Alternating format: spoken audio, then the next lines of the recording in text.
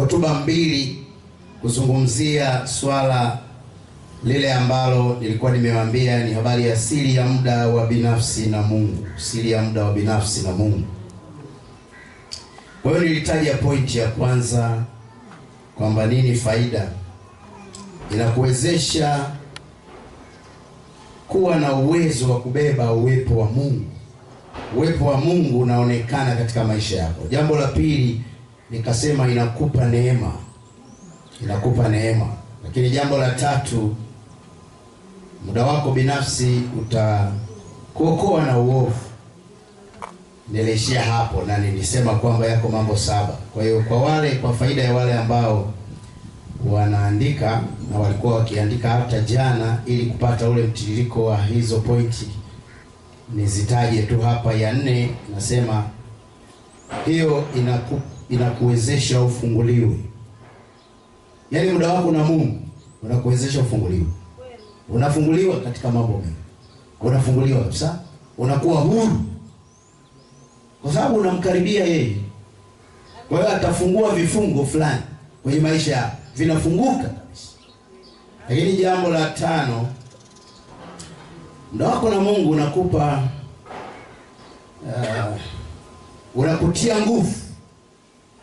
Unakutia nguvu. Niliacha fungu pale kwa mtu anayeandika ile pointi ya 4 na kuwezesha ufunguliwe. Kisoma Zekaria sura ya 3 fungu la kwanza hadi la 3 ina support hicho. Lakini pointi namba 5, muda wako na Mungu unakutia nguvu. Isaya 30 mstari wa 15.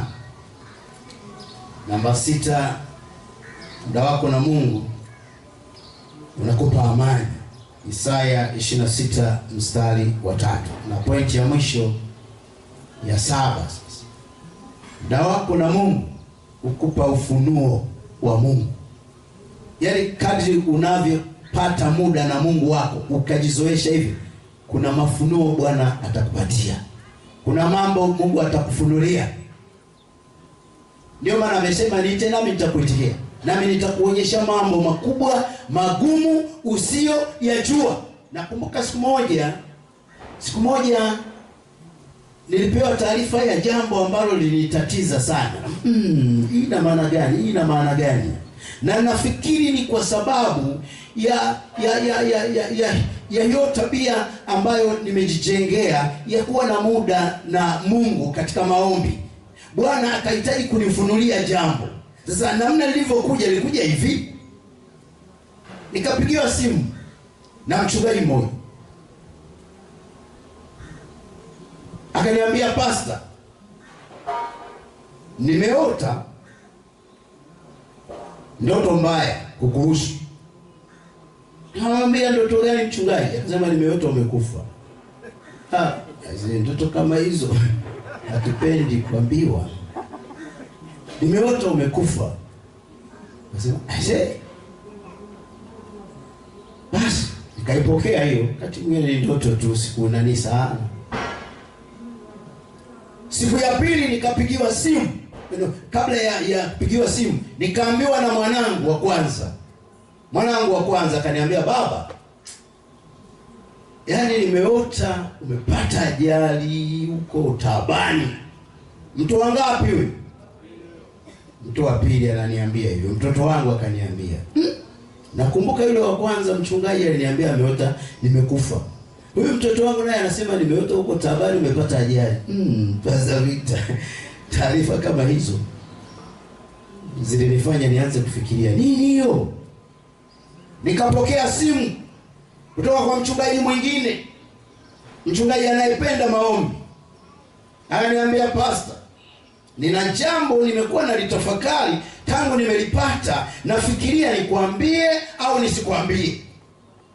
Lakini kuna kitu kinanisukuma nikwambie." Nikamwambia, "Pastor, niambie." Akasema, "Nimeota umekufa rafiki." Mtu wangapi? Watatu. Watu watatu wewe. Unajua 1 2 3 wewe ila hatari. 3. Hiyo inaonyesha kwamba yawezekana hilo lipo. Nikapata shida. Na yule mtu akaniambia, akasema hivi, yule mchungaji akasema, "Pastor, uombe. Bila shaka kuna jambo yawezekana haufi, ila kuna tukio fulani Bwana anakuandaa kwa jambo fulani litatokea. Au yawezekana kweli unakufa. Ila muombe Mungu." Kwa hiyo kwenye maombi yangu nikaanza kumuuliza Mungu, nini hii? Yaani yule pastor akasema, "Nimekufa." Mwanangu naye anasema, "Niko taabani." Si taabani, naelekea kufa tu. Hai. Mchungaji mwingine naye anasema, "Umekufa." Sasa hii ni nini Mungu wangu? Nini? Nakufa kweli? Nikiangalia naona kama bado nataka kuishi sasa. Bado nataka kuhubiri injili sasa. Unajua hakuna mtu yuko tayari kufa. Tunataka tu kuongezewa. Si hata Hezekia naye alipoambiwa utakufa, akaanza kulia ongezewe muda. Kwa ndio maana hatupewi taarifa za kufa. Kije tu. Wakati naanza kumuuliza Mungu, nini hii? Nifunulie. Muda wako na Mungu itakusaidia, Mungu atakufunulia usiyoyajua. Amina. Bwana akanifunulia. Unajua aliponifunulia, akanieleza kwamba sifi mimi, ila mama yangu atalala. Nipata wakati mgumu sana.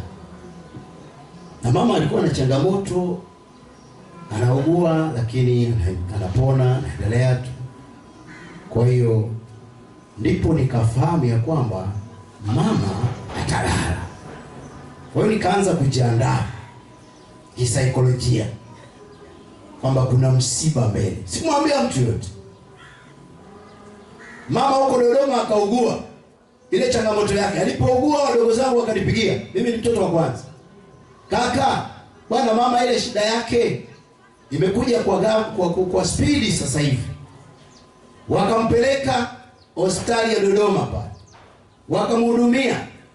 Baadaye wakashauri, wakasema anatakiwa apelekwe Dar es Salaam katika hospitali kubwa ya Ocean Road inayoshughulika na changamoto kama hizo. Inaonekana kuna dalili. Nikampokea, mimi ndio niko huko. Nikampokea mama, nikaendelea kumhudumia. Lakini nina taarifa ambazo nimeshafunuliwa ya kwamba hatafanya nini? Ilikuwa wakati mgumu sana. Kwa hiyo Mungu anafunua. Nikanamuomba Mungu. Kamtia moyo na mke wangu kwamba tuendelee kumhudumia mama, lakini sifunui. Kwa hiyo kwa ufupi ni kwamba hatimaye mama alilala. Ila sasa Mungu ni mwaminifu. Nilimwambia Mungu, unajua ilikuwa ni mwaka juzi kuingia mwaka jana. Ndio mambo yake yakawa mabaya sana. Naona. Nikamwambia Mungu ninaomba mama kama atalala, asilale katika wakati ambao hautakuwa mzuri kwangu. Na nikamwambia wakati mzuri kwangu, ili maandalizi yafanyike. Wakati huo tulipoingia Januari, tulikuwa tunaanza siku 10 za maombi. Na mimi nikawa nimeitwa kwenda kufanya siku 10 za maombi. Kwa naenda Mwenge hapa. Nikamwambia Mungu, naomba zuia kwanza hizi siku 10 zipite kama kuna tukio hilo. Kwa hiyo zile siku nilikuwa na maombi ya kuomba Mungu aandae mazingira, aandae mambo. Pastor Simba, unaelewa rafiki yangu. Unaelewa. Anapitia ile changamoto ya kuuguza. Ile tunamaliza maombi ya siku 10. Tarehe ya mwisho tumemaliza maombi. Kesho yake mama kalala mauti. Na niligundua Mungu alikuwa na kusudi kabisa kunipeleka kuendesha siku 10 za maombi Mwenge. Ile ilikuwa ni yangu kabisa, kwa sababu siwasahau wale watu. Yaani walipoona mchungaji ameendesha maombi ya siku 10 hapo, halafu amefiwa, unajua wakafanya zaidi ya mtaa wangu. Walichokifanya, nikapata support, nikapata fedha za kwenda kunisaidia huko. Wakati jamani pastor amefiwa. Kwa hiyo kule mtaani kwangu pastor amefiwa, wanafanya kitu. Mwenge nao pastor kafiwa. Kwa kweli nilifiwa, lakini nilipata faraja kwenye